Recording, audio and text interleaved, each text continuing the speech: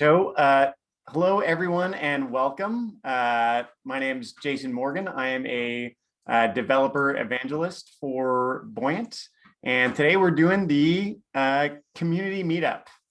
So thanks so much for joining. It's meant to be, an interactive experience, so please feel free to interrupt us as we go, ask questions. If you're not comfortable going on audio, you can just put it in the chat. Love to see people's faces if they feel like turn on their cameras, but it's also totally okay not to if you don't feel like it. Can everyone see my screen? Should I have a community meetup picture? Awesome.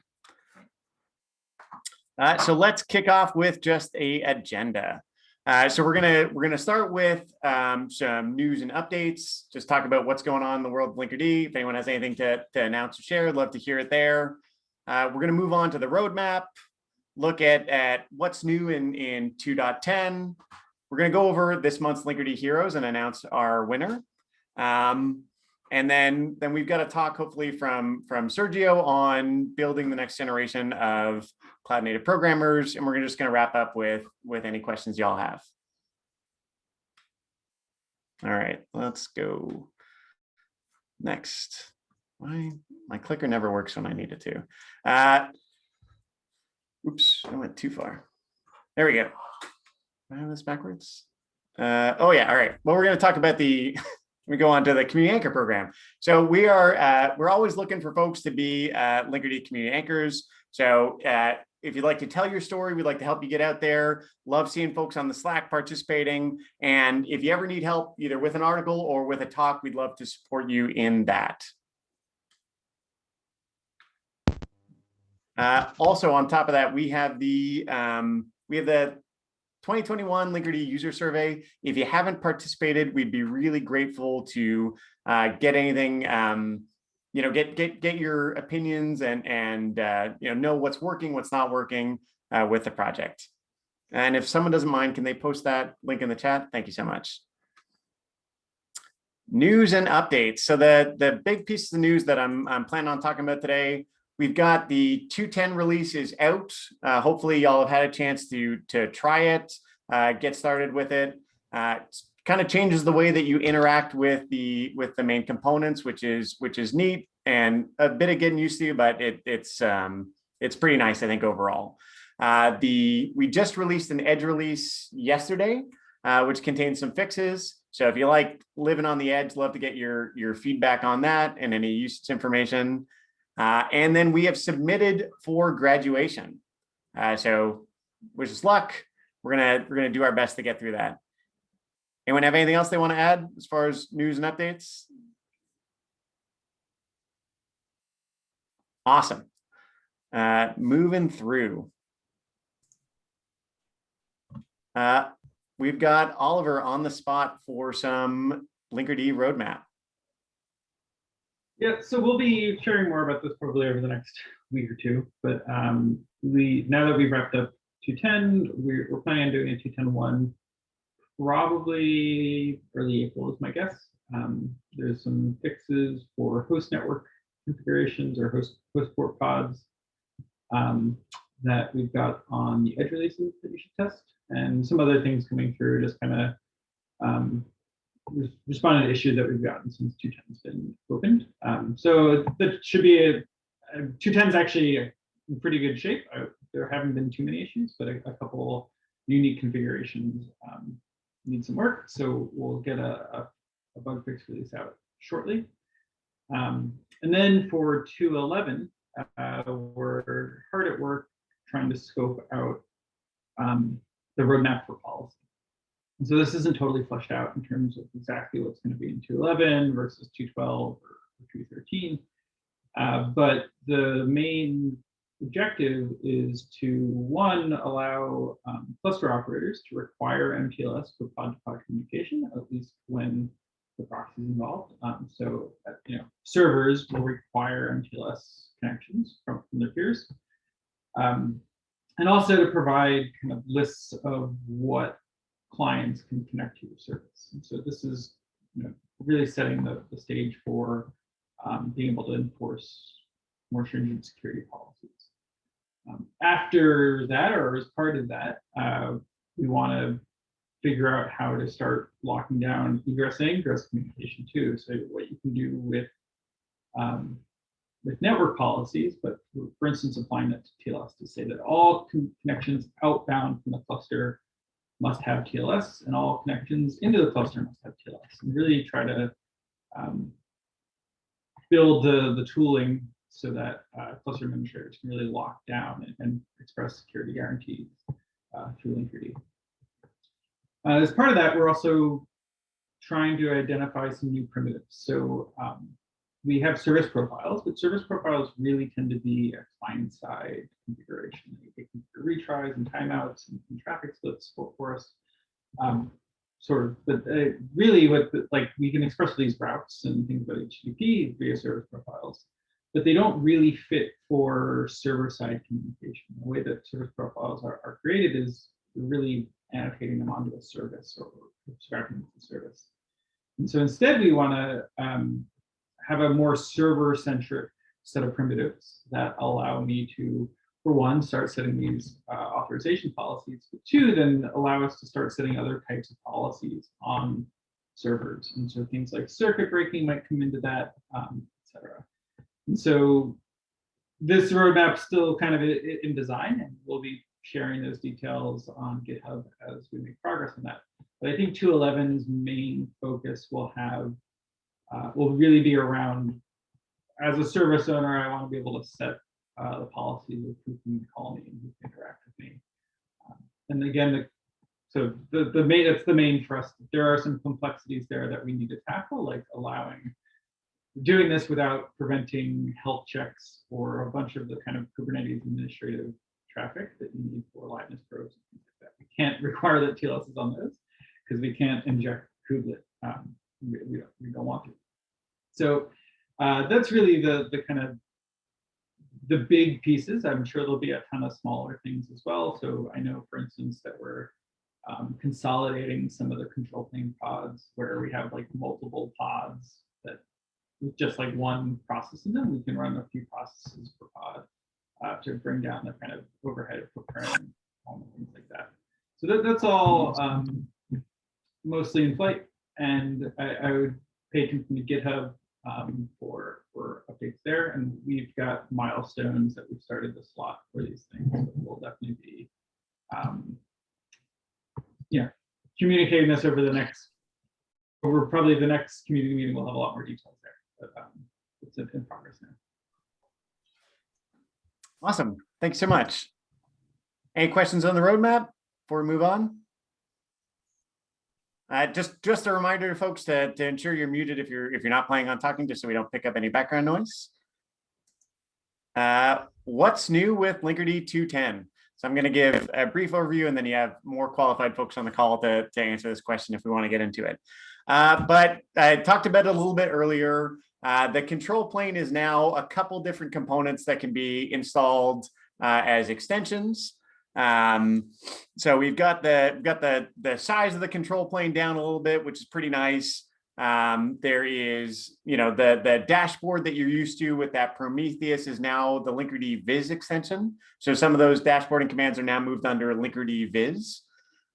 You've got, again, Jaeger's moved into its own extension, and now multi-cluster is an official extension. We also have the ability to write third-party extensions and do things like honor their checks with that Linker D check command. And on top of that, Linker D210 kind of brought in this opaque ports concept, right? Where instead of just saying, hey, proxy, ignore this connection, now we can just treat it like a TCP connection and let it go through. So that has implications as far as upgrading to 210, right? So you should check out our upgrading guide, and if someone would post that in the chat, I'd be super grateful. And that's about it. Any questions on this before we move on? Next up, we're talking about Linker D Heroes. The other thing, I guess we added the MTLS functionality has really been expanded into 10. So all of the opaque port stuff is really in service of making sure that we can get MTLS on all connections in mesh, which is really one of the fundamental setup pieces that we need for policy. Yeah, awesome. So anyone want to do a drum roll for me?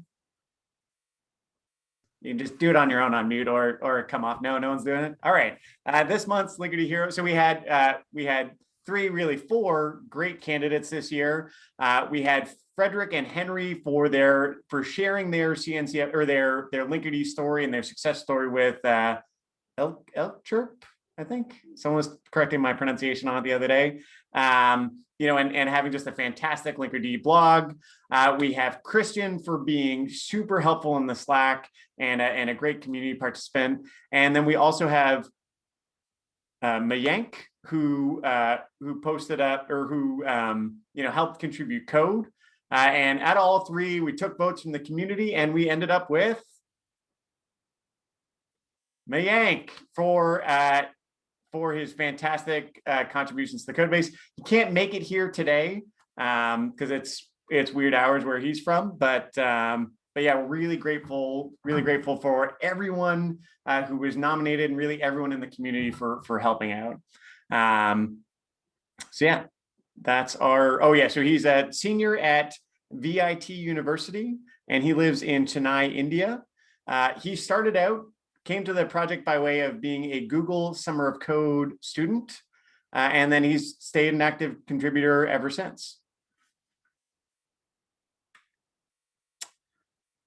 All right, do we have Sergio on?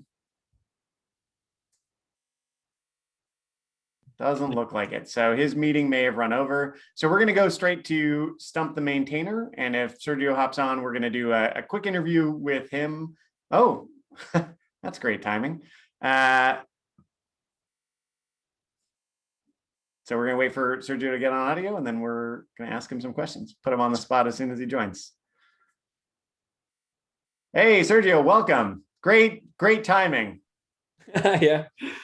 Yeah, we just got into your story, and so if it's okay with you, I'd like to ask you some questions and see if we can't tell the story of why you won the Linker D Hero Award last month and what you're doing at the university to help build this next generation of cloud native developers. Sound okay? Yeah, sorry, I was muted. Oh, you're fine. Just a heads up to folks on the call, did not just surprise him with this now. We knew it was coming, so we're not going to randomly put you on the spot if you get awarded the Linker D Hero Award. But if you don't mind, Sergio, how did you get started with Linker D?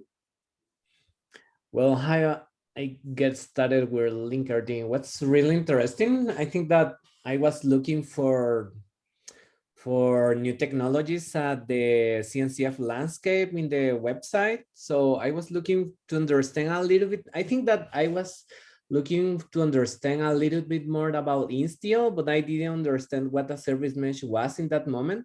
So I was starting to exploring. And in one search, I think that I found Linker D page, and I was starting to playing a little bit with that, and I was starting to understand about what service mesh was and those. So I was starting to test how Linker D works and that kind of things, and I found that Linker D was really easy to install. And then I understand the basics about that. So I think that that's my way to start on Linker D, the easy way that you can install this technology. Awesome. Now, so you won an award for building this next generation of cloud native programmers at your school. Can you tell us a little bit about what you do there and what you're teaching? Yeah, well, I am from Guatemala. I teach operating systems in the university. So in this course, I was like that kind of vision to update the content, the technologies that we were using. So I started to introduce, let's say, containers and then Kubernetes and that kind of things. And I think that the next move was to start to use service meshes and that kind of things. So I said, why not to include this kind of technologies in the projects? So I was started to experiment step by step. First, we started with Docker, then with Kubernetes. I am telling like, it took like maybe 1.5 years or maybe 2 to introduce this kind of technologies, experimenting, creating content, and that kind of thing. So the past December, I say, why not? Well, we were working in some new technologies. We are starting to use Linkerd, and why not to show to Linkerd, the guys from Linkerd, what we are doing. So that was on the past December. So we were starting, well, we have a project that simulates a high concurrency distributed system. So we sent a lot of traffic, and Linkerd split the traffic between two services, and we use synchronous controllers and that kind of things in the way to create, like, let's say that the small version of maybe Instagram architecture or something like that. So we started to use Linkerd in that way to experiment that and that thing. So right now we are trying to go to the next step for this project. We want to experiment with Linkerd for chaos engineering. Let's say that the same project, but right now in the context of chaos engineering, but using service meshes. So that's the thing that we are doing. Let's say that in general experiment with cloud native technologies in a specific using CNCF projects. So Linkerd was really awesome to understand these kind of things. That's fantastic. Yeah, thanks.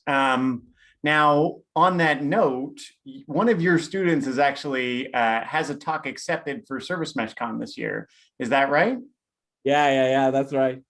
Would you mind sharing a little bit about what they're talking about and what that process was? Yeah, sure. Well, here in the university, let's say that we are like the mentors or supervisors of thesis. So I participate in that group of professors. So I think that I am like let's say that maybe an evangelist in the university about cloud native technologies. I am trying to break that gap between Latin America people and, well, this content is in English. So I try to teach my students like doing almost live coding in every class using this kind of technology. So one of my students said, hey, I have an idea, why not to work on, well, I remember, let me remember. I think that this student was looking for a kind of new topic to investigate in their thesis. So I said, let me think about, I am really curious about chaos engineering. I say, well, I remember that Linker D generates some faulty traffic and you can split the things. That has some part.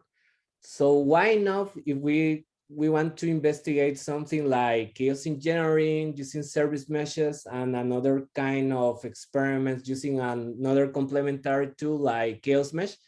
So I said, that's interesting, that I want to propose him this kind of thing. So because he's working on networkings and that kind of things, he agreed with this idea. So we started to get involved, create like the basic index of this thesis and that kind of thing. So I say, one of the problems, let's say, well, in my university is like the students that choose this option to finalize their career in the university doing a thesis sometimes doesn't finish this kind of work. So I say, well, I have this challenge for you.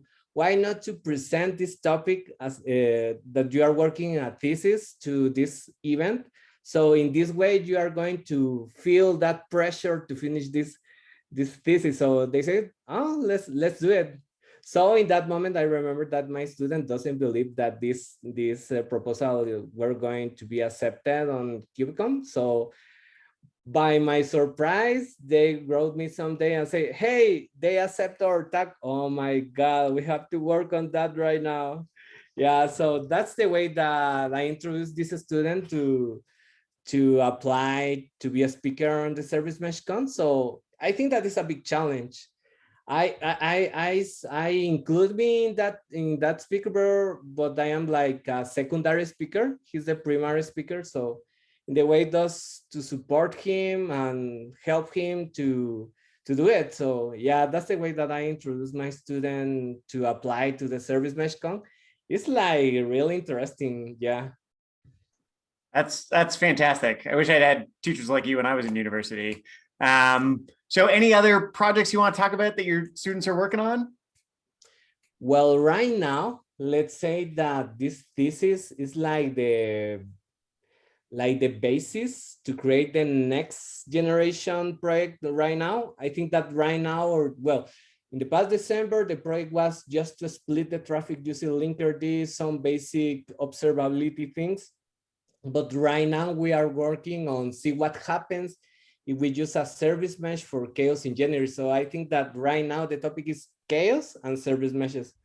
So let's say for another kind of project, maybe the next year, maybe I want to explore the multi-cluster feature of Linkerd. But I have this another crazy idea just to experiment with Kubernetes and edge computing. And I want to see which cloud native technologies I can use to create like just bicycles around the university, picking data. And I don't know, do something interesting there. Yeah, that's the next project, maybe the next year, because right now we are all the guys online. So it's like a little bit impossible by the moment. Yeah. Right. That's fantastic. Sergio, thank you so much for sharing your story, and thanks for the work that you do with your students. It's really great to hear about. Okay, well, we can move on now to I think just about the end, right, where we're going to do Stump the Maintainer, and we've got a bunch on the call, so I imagine y'all will have to work to succeed on that. So questions, you can put them in the chat and I'll read them out, or you can go off mute and we'll ask and just ask directly.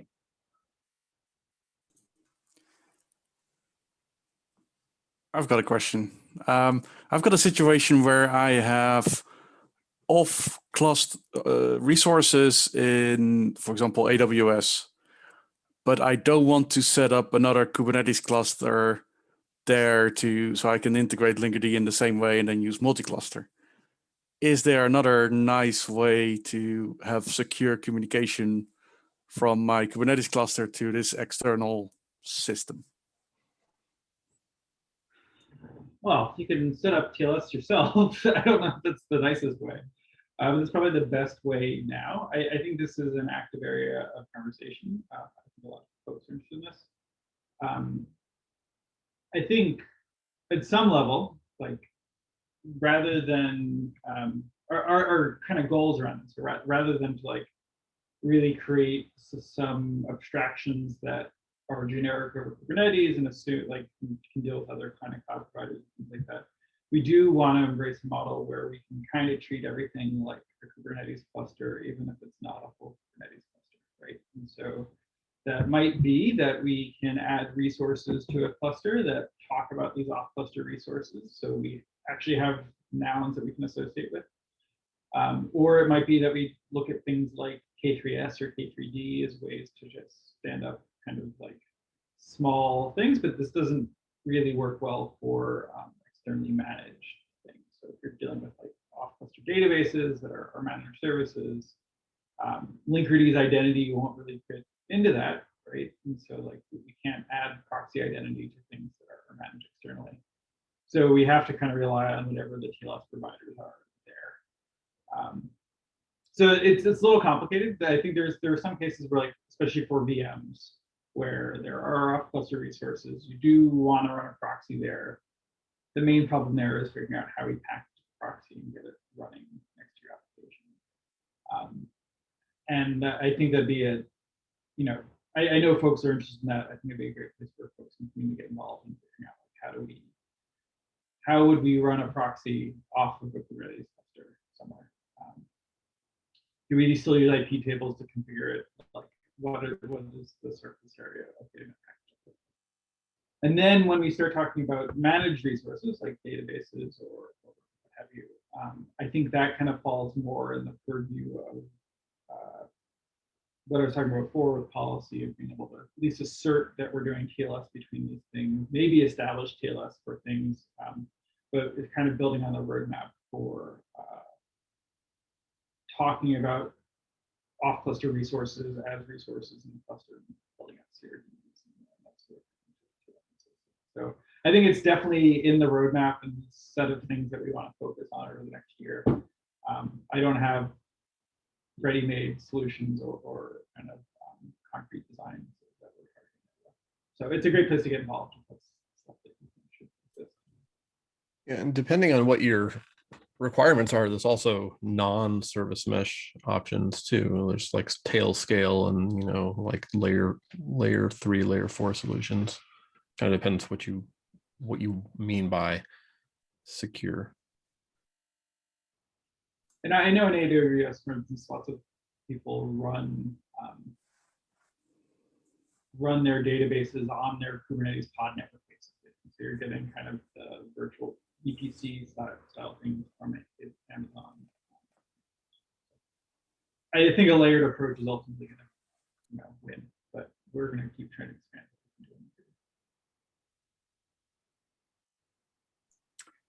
Is that helpful, Richard? Yeah, definitely. Like our use case is that we have, I want to host a database in our Kubernetes cluster, but we have some like website stuff or other things that are external that we're busy in, like the whole migration. So yeah, that's the use case I'm working on at the moment. Awesome. We have another question in the chat that I'll read off unless the person who wrote it wants to come off mute.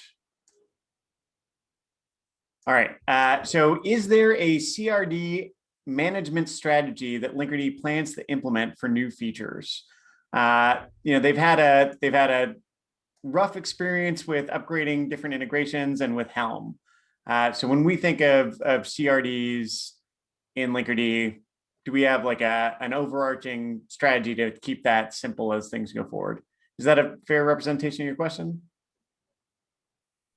Yeah, thanks, Jason. Yeah, no problem. Thanks for asking. Yeah, I mean, I'm curious if Alejandro or anyone else has opinions here. I think this is something that we have to figure out. We're definitely going to have to add more CRDs over the next couple of releases to accomplish the things that we're trying to do. And I think we'd like to ultimately deprecate some of the CRDs that we have today. So I think the two CRDs we have today are the multi-cluster link configuration as well as the service profile. Multi-cluster link, I think we're pretty happy with the moment. Service profile will probably evolve this year. I don't have I don't know if anyone's solved it. So we don't have a magical wand that we can wave here to make this unpainful. It's kind of a Kubernetes constraint. But I think this is something we want to be really sensitive to, especially before we add required series. I think my hope is that our approach can make some of these features optional to begin with. And then once we kind of move it out of a beta namespace, we have to figure it out. But I would love help on this, honestly. We don't have the solution right now. Yeah, I'll give you some background. I just went through a kind of a horrific incident. It wasn't a production issue, but we upgraded Flagger, and Helm operator thought it would be a great idea to uninstall the CRD before installing it, which killed all of our deployments, since Flagger basically manages the what they call primary deployments. So it was just rather painful. So curious what can be done from the project's perspective to kind of lead people down the right path. I think generally speaking, having Helm manage CRDs is not the way to go, just because of scenarios like that.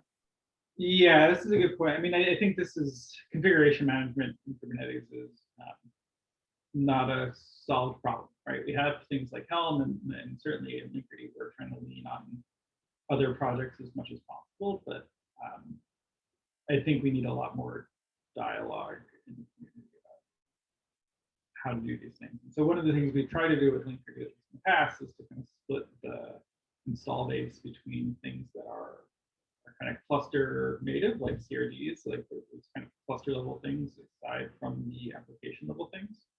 And so it's probably something like that, where we have a kind of admin bundle, which is the CRDs and the service accounts and things like that can be managed independently of the pods and the front-end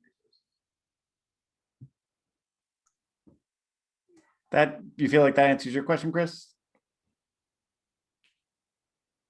Yeah, I just appreciate the discussion and the making sure everyone's aware that's an issue. Thanks. Yeah, Awesome. I'm Thank you. Oh, sorry, really go ahead. afraid of the problem space so much that I hope we can find some guidance that it doesn't have to be Linker. We'll do whatever we have to do. All right, we have another question.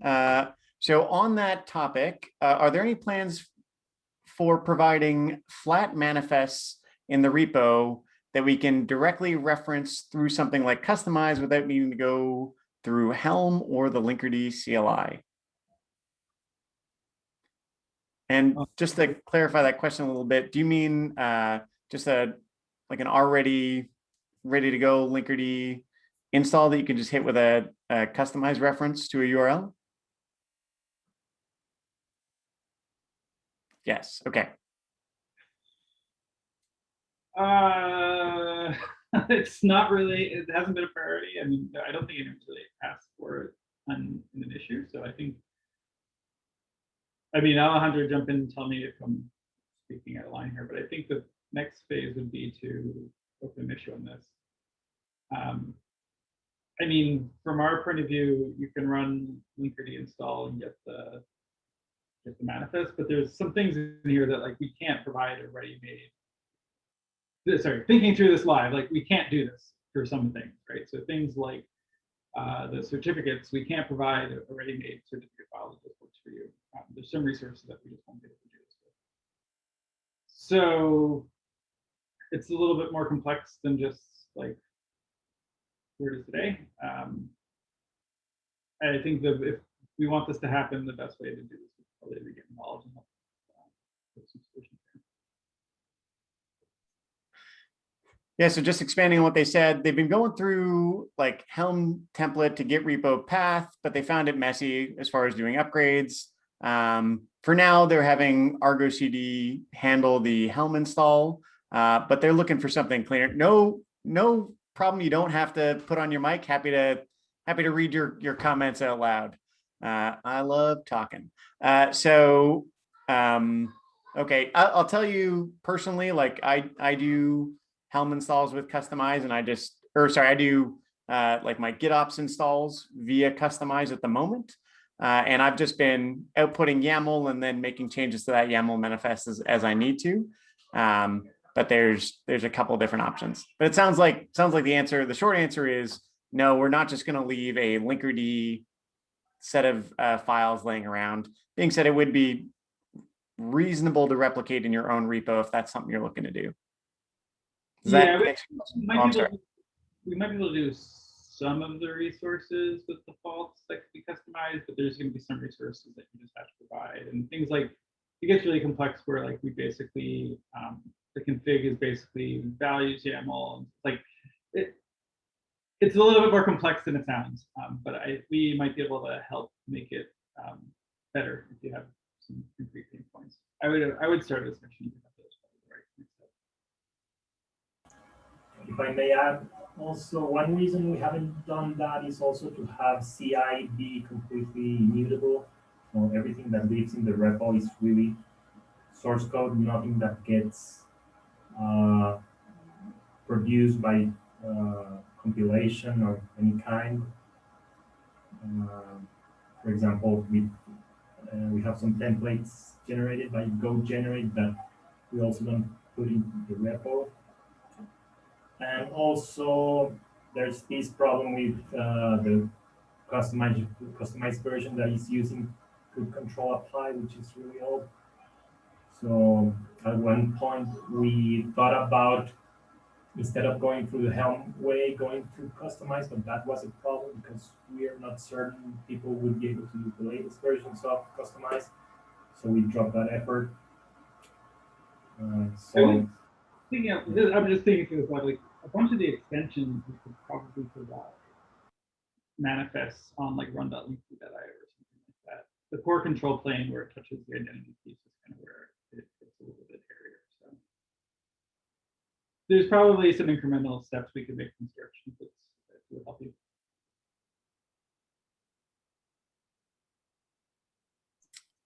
Cool. Did that answer your question fairly well?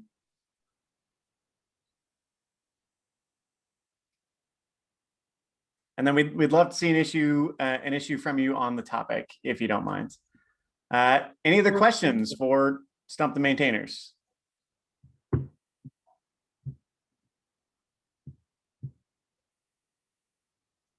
All right, going once, going twice, sold.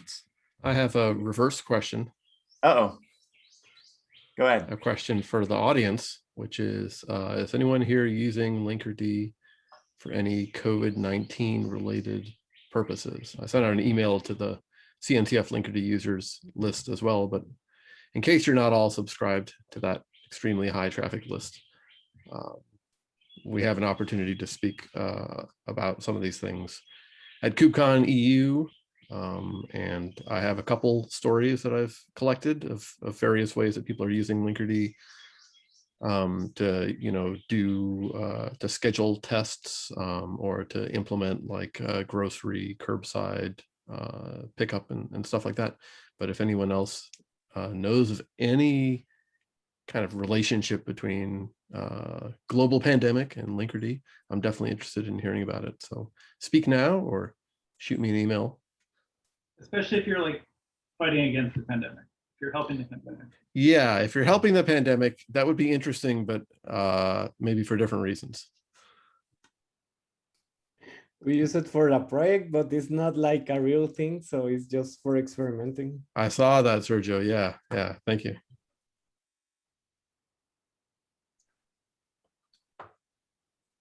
Okay, well, on that note, if you want to hit William up or any of us up, there's a bunch of different ways to do it, including on the Slack. So we're going to pop over to the next slide, which of course my clicker doesn't work. Y'all are here. You probably know what Linker D is, but in case you don't, it's a service mesh. It's light. It's secure. A lot of people like it. And oh my gosh, we need to update those numbers. Those numbers are very old. Yeah. We'd love to have you join the community.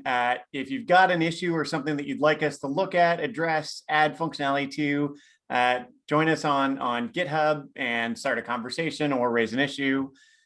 We'd love to hear from folks on our Slack. We have a very active Slack. It's a great way to get to know other people inside the community, as well as reach out to anybody from the Linker D team.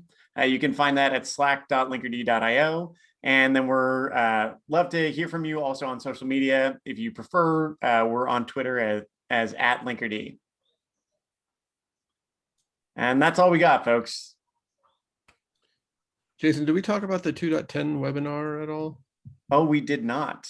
Yeah, so I'll just pitch it real quick. I think it's next week. And if you go to this, CNCF meetup page, which maybe Catherine or someone can paste a link into Slack, we're going to do a webinar for end users and for partners targeted at Linker D210 and everything you need to know during the upgrade process.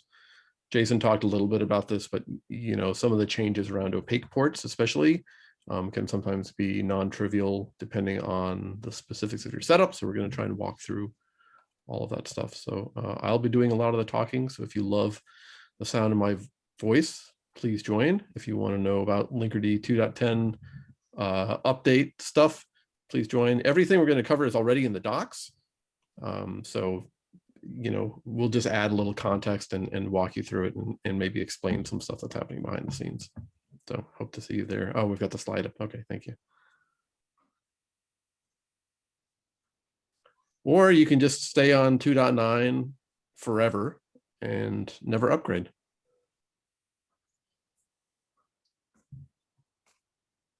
That's all right. Okay. Yeah, and I think with that, we can close out if no one has any more questions. All right, really appreciate the time, folks. Have a great rest of your day. Have a good day. Yeah.